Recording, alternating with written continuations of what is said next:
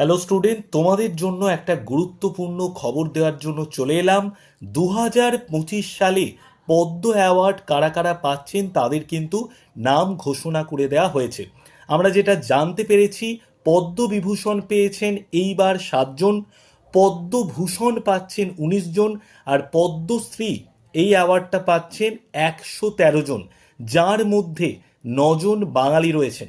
সেই 9 জন পদ্মশ্রী প্রাপক বাংলার মানুষজনের নাম আমরা একটু জেনে নেব।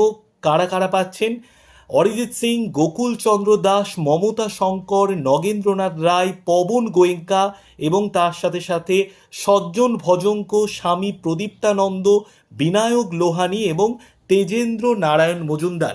এই 9 জন বাঙালি কিন্তু পদ্মশ্রী অ্যাওয়ার্ডটা পাচ্ছেন। তোমাদের সঙ্গে প্রত্যেক দিন সকাল 8টায় আমার দেখা হয়, কারণ কারেন্ট অ্যাফেয়ার্সের ক্লাসে তোমরা প্রত্যেকে জয়েন করো।